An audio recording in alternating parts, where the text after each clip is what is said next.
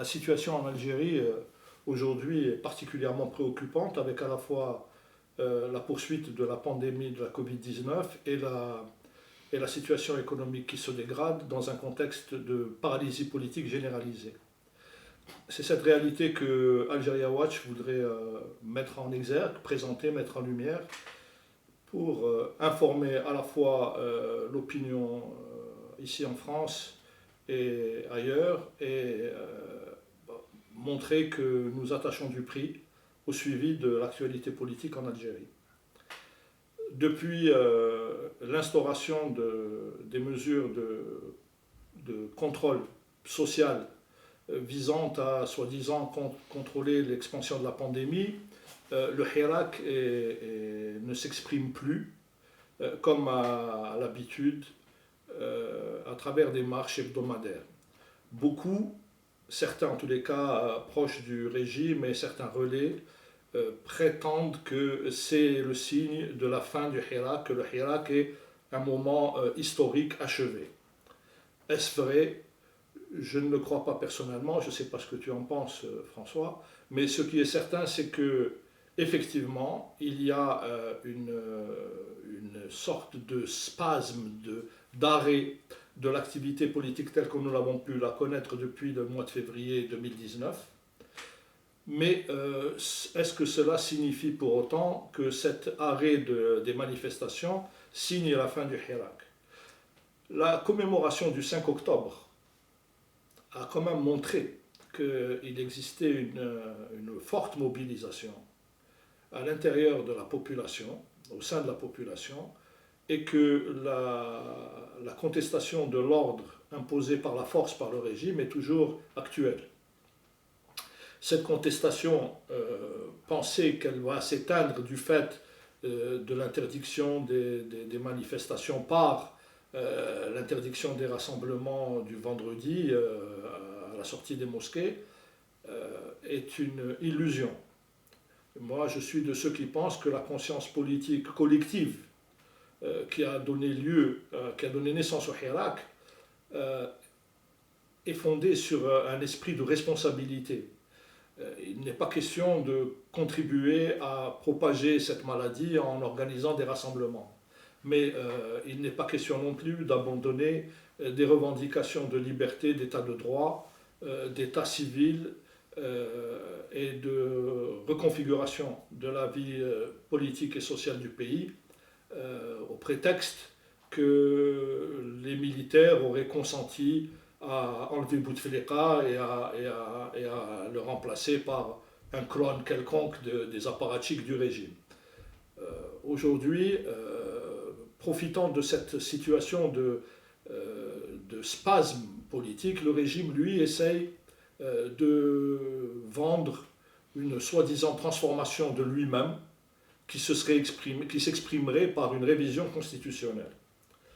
Peu de gens croient à la valeur des engagements juridiques du régime. Depuis l'indépendance, on sait que ces gens ne respectent aucune loi qu'ils ont eux-mêmes promulguée et ne respectent aucune règle qu'ils prétendent fixer pour eux-mêmes. Donc une constitution, encore une constitution, c'est la 5e ou la 6e depuis l'indépendance, ne change rien à la réalité d'un régime qui est un régime qui n'est comptable devant personne, qui ne rend de compte à personne et qui est responsable de la faillite politique, économique et sociale du pays. La réalité aujourd'hui, c'est que jamais il y a eu autant de haraga. Je crois que l'immigration clandestine par barque, par petite chaloupe, atteint des niveaux rarement égalés. On a bien vu qu'en une nuit, la marine espagnole avait arrêté 200 haragas, qu'en quelques jours, elle en avait arrêté 1500. Donc on voit bien que le désespoir reste dans la population qui n'accorde aucun crédit au régime. Le régime n'a plus de soutien interne. Il est obligé de faire appel à ces vieilles figures des années 90, complètement discréditées, pour tenter d'animer une scène politique qui n'a aucune substance. On voit bien aujourd'hui le retour de quelques vieux chevaux épuisés, discrédités, complètement corrompus, qui essayent de nous faire croire pour les uns que la constitution serait trop amazigh, que pour les autres qu'elle serait trop islamique, pour essayer de relancer une fausse contradiction qui a nourri le débat des janvieristes depuis le putsch de 1992. Donc nous sommes toujours dans l'irréel d'une fausse scène politique, l'irréel d'un système de communication complètement verrouillé, mais dans la réalité extrêmement difficile d'une répression qui qui a rarement pris ses formes aussi brutales, aussi injustes, aussi iniques. On voit à travers le bâillonnement de journalistes, à travers le bâillonnement d'un grand nombre d'activistes politiques, on voit très bien ce que veut le régime, c'est-à-dire terroriser, contraindre, faire peur pour empêcher toute continuation de la mobilisation politique du peuple. Ce que l'on peut voir avec le verrouillage de la scène médiatique, comme jamais auparavant, hein, parce que historiquement, il y a eu quand même, y compris dans les périodes les plus noires, il y avait La Nation ou plus tard Libre Algérie qui pouvaient exprimer des points de vue critiques. Aujourd'hui, il n'y a plus rien de tout cela. Et plus encore, la justice n'est plus du tout une institution. Elle a perdu en quelques semaines ce qu'elle avait réussi à gagner peu après les premières manifestations du Hirak, une certaine autonomie, une certaine respectabilité. Aujourd'hui, la justice algérienne hésite entre le grotesque et le sinistre. C'est un service asservi à la police politique qui condamne des gens parfaitement honorables à de longues peines de prison, les uns pour avoir exprimé des points de vue sur les réseaux sociaux, et les autres pour avoir fait leur métier de journaliste. C'est une situation qui, loin de conforter le régime, au contraire, creuse la fracture entre lui et la population. Voilà un peu le cadre général de la situation actuelle. D'accord. Ce qu'on peut ajouter peut-être, c'est que sur la question de est-ce que le Irak est fini, c'est ce qu'a dit le président Tebboune il n'y a encore pas longtemps dans une interview du New York Times, c'était assez saisissant. La réponse est, là je te rejoins complètement, la réponse est non. C'est-à-dire que ce qui s'est passé pendant un an où 90% de la population allait défiler dans les rues toutes les semaines, c'est quelque chose qui ne s'efface pas comme ça. Et même s'il n'y a plus d'expression publique importante de ce que ça a été, le basculement extraordinaire que ça a représenté pour la société algérienne, il est toujours bien présent. Et on a beaucoup d'indices, des petits indices comme ça qui viennent d'Algérie, mais qui montrent que de façon souterraine, les idées continuent à s'échanger. Alors peut-être moins sur les réseaux sociaux qu'auparavant, ça se fait plus peut-être dans des cercles familiaux, amicaux, très discrets, mais néanmoins, la détermination, la révolte, elle est toujours présente. À preuve, en effet, ce que tu citais, c'est-à-dire les manifestations qui ont eu lieu pour l'anniversaire du 5 octobre 88, du massacre du 5 octobre 88, dont je rappelle quand même que c'était l'armée qui avait tiré dans la foule où les jeunes descendaient dans la rue, il avait tiré à la mitrailleuse lourde, c'était le général Netza qui était responsable de ce crime de masse.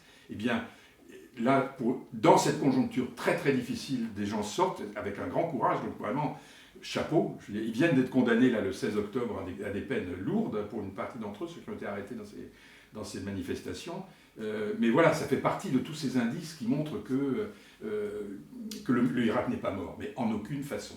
Et ça, d'une certaine façon, le fait que le régime aujourd'hui se croit obligé, d'une part, de dire qu'il est mort, et d'autre part, effectivement d'accroître, comme tu le disais, la répression. Je veux dire, on a plus de 200 personnes qui ont été arrêtées, mais pour des motifs, comme tu dis, les plus absurdes qui soient depuis 3-4 mois. Il y en a peut-être, on ne sait pas exactement, mais au moins une bonne centaine qui sont détenus. Il y en a qui écopent de peines non seulement de 6 mois, mais de 2 ans, 3 ans, voire beaucoup plus.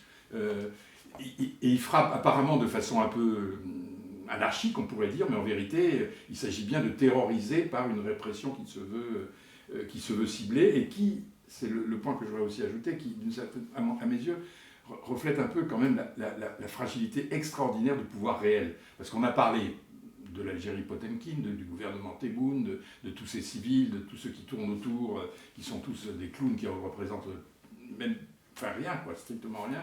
Le pouvoir réel, maintenant, aujourd'hui, il est bien détenu par les chefs de l'état-major, de l'armée et de la police politique, qui sont désormais fusionnés. Hein. Il y avait eu cette tension, pendant plusieurs années entre le pôle sécurité militaire et le DRS et le pôle état-major ANP.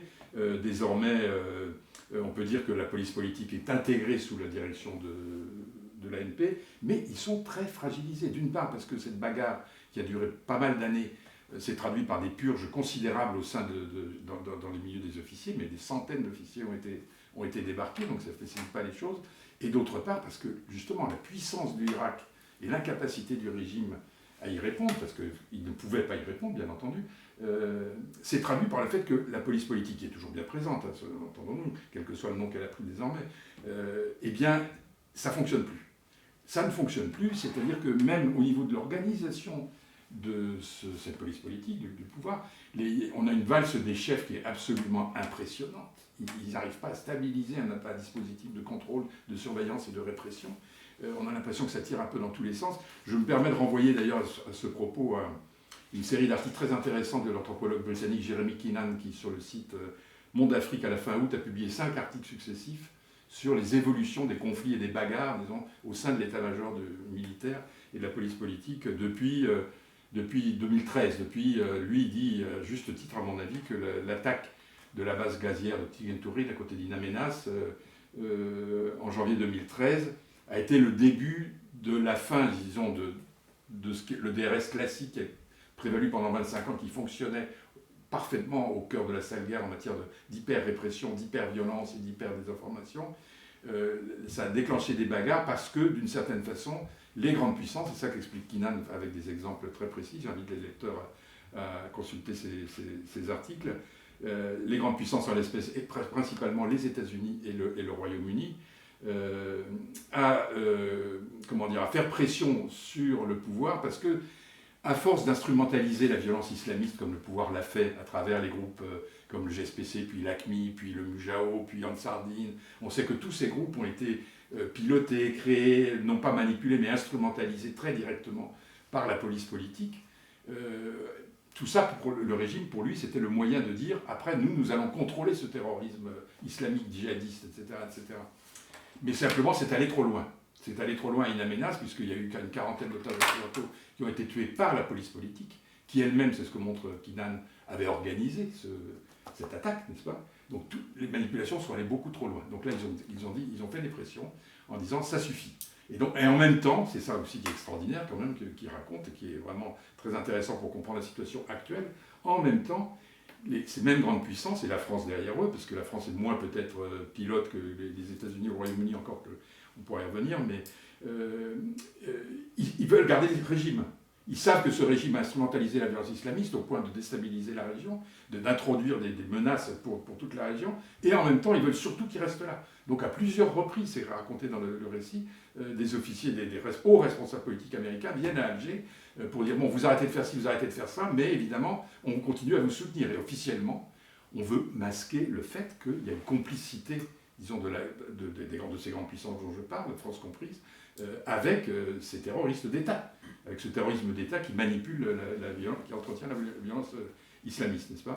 Et donc, au jour d'aujourd'hui, même si une partie des responsables de ces groupes islamiques de l'armée, comme disent les Algériens, ont été écartés, voire certains ont été mis en prison et condamnés, néanmoins, la fin de cette période-là se traduit par un chaos accru aux franges méridionales de l'Algérie, et par une fragilisation, encore une fois, de ce pouvoir-là. Et donc c'est ce qui fait que les puissances occidentales, là tu peux peut-être dire ton avis là-dessus, Omar aussi, mais moi mon point de vue c'est que les puissances occidentales, pour l'instant, elles continuent à cacher la réalité de ce qu'est ce régime, cette dictature militaire depuis si longtemps, n'est-ce pas? Parce qu'ils en ont besoin et parce qu'ils ne veulent pas reconnaître qu'ils en ont été complices jusqu'au jour d'aujourd'hui. C'est certain. C'est certain, et puis cette histoire qui commence effectivement de contradiction interne du régime, qui apparaît au grand jour avec Tigenturin et qui voit l'intervention directe des puissances étrangères, corrobore bien la thèse selon laquelle il y a une main étrangère en Algérie. Mais cette main étrangère, ce n'est pas celle qui manipule le Hirak, c'est elle qui dirige le régime algérien. On a vu des thèses faire florès sur la soi-disant immixtion et sur les soi-disant manœuvres de déstabilisation dont le Hirak serait un instrument, on voit bien que ce qui est instrumentalisé, ce qui constitue le principal danger contre la souveraineté de l'Algérie, ce n'est pas le Hirak, c'est bien un régime dont la moitié des généraux ont été mis en prison, certains pour trahison, certains pour corruption. Mais qu'est-ce que vaut une armée dont la moitié des chefs sont corrompus? Quel est le degré d'intégrité d'une direction militaro-sécuritaire dont les chefs sont des affairistes? On voit bien que ce sont ceux-là qui sont les principaux relais de l'immixtion étrangère et les principaux agents de l'affaiblissement de la souveraineté de l'État algérien. Donc c'est paradoxalement ces histoires qu'une certaine presse algérienne aux ordres essaye de vendre à l'opinion publique d'un Hirak manipulé, d'un Hirak instrumentalisé, de l'immixtion de forces obscures antinationales. Eh bien oui, c'est vrai, mais ce n'est pas le Hirak. C'est la direction militaro-policière de l'Algérie qui en est le principal relais. Et c'est d'autant plus grave que nous nous dirigeons vers, je le dis, ça fait plusieurs mois, plusieurs années même que je le dis, nous nous dirigeons vers des eaux extrêmement dangereuses. À la limite, si les revenus pétroliers de l'Algérie étaient ceux des années 2010, peut-être l'inquiétude serait moins intense, mais il est certain qu'aujourd'hui, nous nous dirigeons vers une situation d'impasse économique extrêmement grave, où les déficits de la balance des paiements et le déficit du budget cumulé risquent de représenter un gouffre qu'aucune stratégie économique ne peut résorber sans un préalable politique que le régime empêche de toutes ses forces. Donc nous voyons aujourd'hui, je ne veux pas rentrer, pas donner trop de chiffres, parce qu'à chaque fois les gens sont ennuyés quand on commence à donner des chiffres, mais ce qui est certain, c'est que dans quelques mois, à la fin 2021, les réserves de change vont connaître leur disparition, elles vont cesser d'exister, et il n'est pas prévu d'augmentation des prix du baril. Le prix du pétrole aujourd'hui, c'est environ $40 le baril, et on ne voit pas une augmentation substantielle susceptible de venir corriger, ou en tous les cas d'atténuer les déficits auxquels le pays devra faire face à brève échéance. Et là, précisons-le, pour importer de quoi que les Algériens et les Algériennes puissent avoir de quoi consommer. Absolument. Manger même, tout simplement. Tout à fait. C'est-à-dire que les importations ça pèse d'un poids très très lourd dans le fonctionnement de la société. Tout à fait. L'Algérie consomme, importe 70% de ce qu'elle consomme. Voilà. Et donc aujourd'hui, nous dirigeons irrésistiblement vers des échéances extrêmement brutales. Et ces échéances sont d'autant plus proches que du fait de la pandémie en particulier, du fait de la non-gestion de l'économie, l'activité en Algérie a connu une contraction inédite. Je ne crois pas qu'il y ait eu un recul de la production aussi important que celui que l'Algérie a connu au cours du premier semestre 2020. Certains économistes disent qu'au premier trimestre, l'économie s'est contractée de 4% et au deuxième trimestre de 7%, c'est tout à fait probable. Et c'est extrêmement inquiétant, mais c'est complètement fou. Dans une société où le chômage est déjà ce qu'il est, où les déséquilibres sont déjà ce qu'ils sont, où beaucoup de gens aujourd'hui sont obligés de vider leur épargne et pour certains vendre des bijoux de famille pour pouvoir faire face justement à ce que tu disais, à la satisfaction de leurs besoins alimentaires. Donc nous sommes dans une situation extrêmement grave que le régime minimise, que le régime jusqu'au ridicule. C'est un régime qui n'hésite, qui ne recule devant aucune exagération, qui ne recule devant aucune bouffonnerie. C'est un régime où le grotesque est une banalité. On a bien vu un ministre du Commerce faire l'apologie de l'exportation des pâtes de poulet vers le Vietnam. Dans d'autres circonstances, cela prêterait à sourire devant l'ineptie de ces dirigeants-là, mais dans les circonstances que vivent les populations algériennes, dans l'état d'abandon, dans l'état de pénurie de médicaments, dans l'état de hausse des prix auxquels font face les Algériens et les Algériennes, on est pris de vertige devant l'irresponsabilité de ces gens. C'est ça qui me, comment dire, qui me choque particulièrement dans l'attitude de la France vis-à-vis de l'Algérie, parce que il ne s'agit évidemment d'aucune façon de demander de l'ingérence, simplement il s'agit de reconnaître.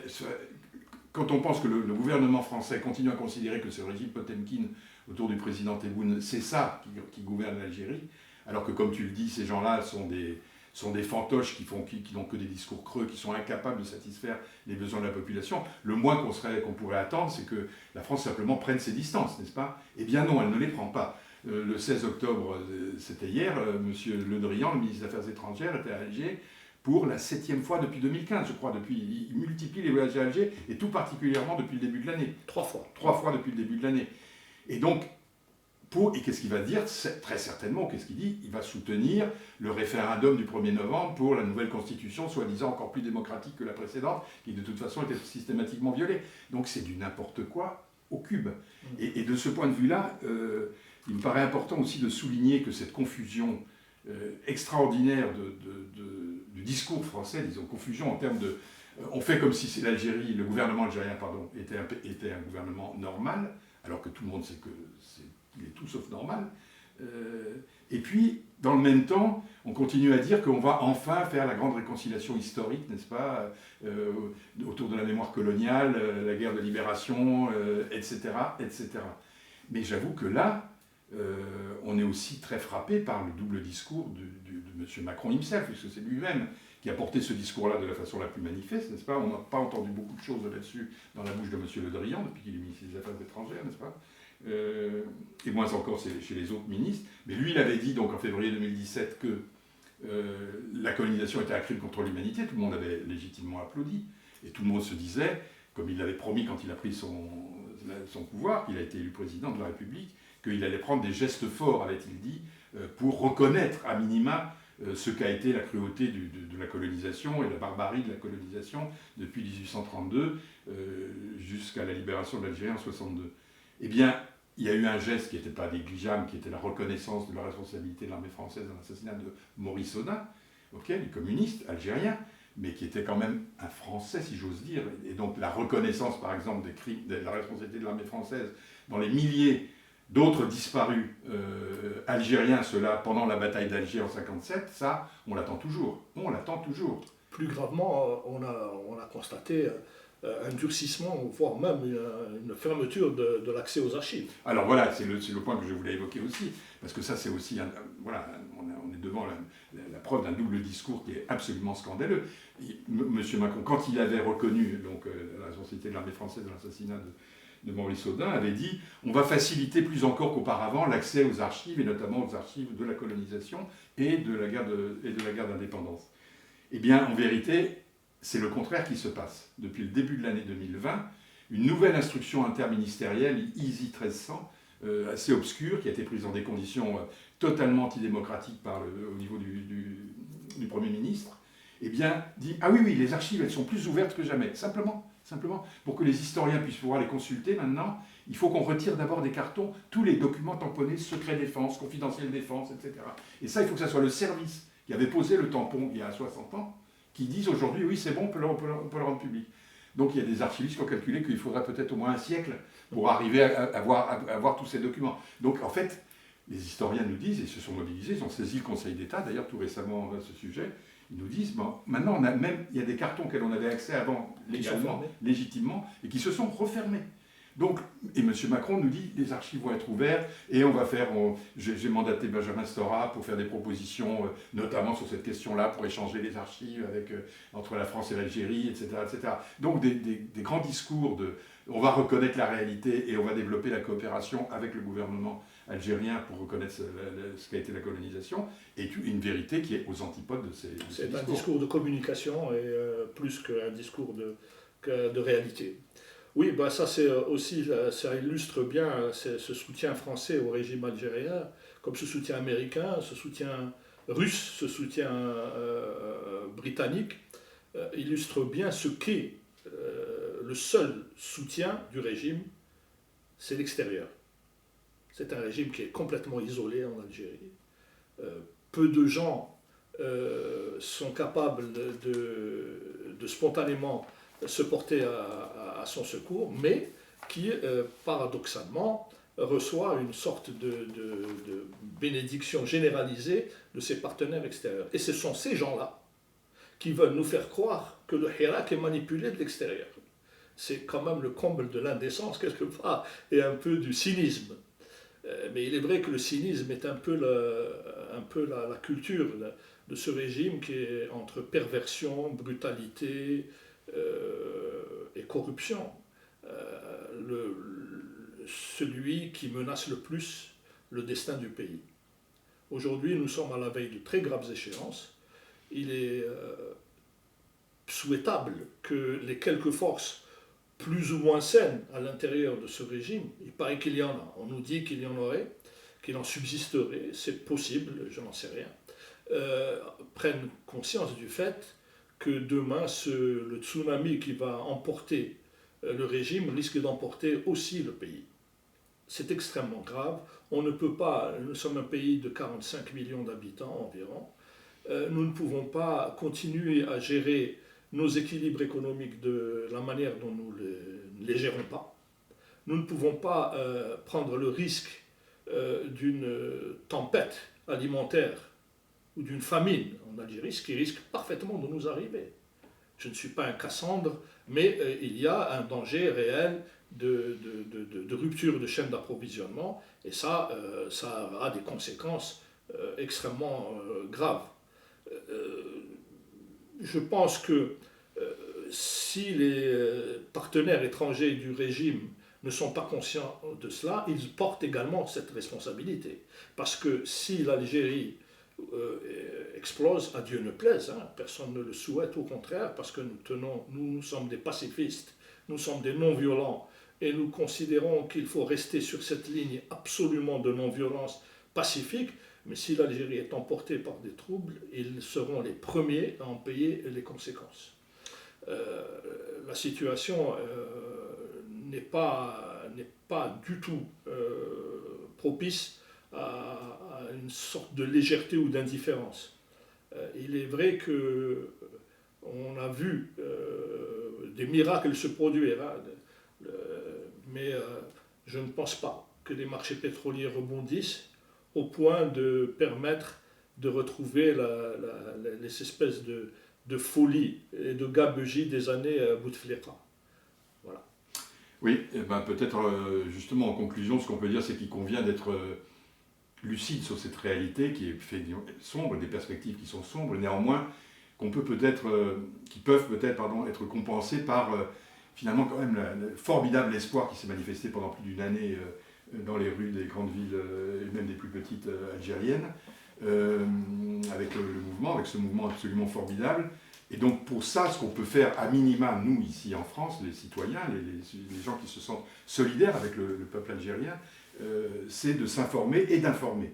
Et donc pour ça, je me permets de renvoyer au livre que nous avons co-dirigé à 4 d'Algeria Watch, qui est paru donc en février dernier aux éditions La Fabrique, Irak en Algérie, l'invention d'un soulèvement, dans lequel il y a, disons, on a passé en revue d'une part les grandes déterminations structurelles, internationales, économiques, etc., politiques, dont nous avons parlé ce soir une nouvelle fois, mais aussi nous sommes efforcés, avec des camarades en Algérie même, n'est-ce pas, de rendre compte de cette formidable et joyeuse expression. Et donc là, le mélange des deux, c'est-à-dire des analyses lucides de l'environnement, qui est effectivement plutôt inquiétant, et en même temps des analyses lucides de la mobilisation et de l'intelligence collective du peuple algérien, c'est ça qu'il faut faire connaître. Et je suis frappé de voir, quand j'en parle autour de moi, très souvent, les gens ne connaissent pas. Oui. Et donc il faut vraiment multiplier les canaux pour faire connaître cette réalité. Voilà. Oui, le maître mot, effectivement, c'est intelligence politique. Et si la situation paraît extrêmement difficile et de plus en plus dure, l'intelligence politique collective du peuple algérien est la meilleure garantie d'une sortie de crise. C'est pour ça que l'instauration d'un minimum démocratique, sans aller dans des considérations constitutionnelles, si les lois d'exception demain sont levées en Algérie, si les libertés publiques sont un minimum respectées, il y a tous les moyens pour relancer un débat politique, pour reconfigurer un état de droit algérien qui nous permettra de faire face avec succès aux échéances difficiles qui nous attendent. Donc il n'y a rien de désespéré, il n'y a rien d'impossible. Des pays soumis à des tensions économiques plus graves que les nôtres, des pays qui ont connu une destruction généralisée, comme après la Deuxième Guerre mondiale, ont pu se reconstruire et reconstruire des économies viables parce qu'ils ont investi dans l'initiative des gens, qu'ils ont investi dans l'intelligence de leur peuple. Ce qui est valable ailleurs peut être valable en Algérie aussi, et le peuple algérien, à travers son hirak, a montré qu'il était très largement au niveau du défi. Donc l'espoir n'est pas mort, loin de là, l'espoir est encore là. Il faudrait que tous ceux qui ont un minimum de conscience politique dans le régime le reconnaissent, l'admettent et fassent en sorte de sortir de l'impasse dans laquelle le régime lui-même se trouve. Parce que ce n'est pas le hirak qui est dans l'impasse aujourd'hui, c'est le régime.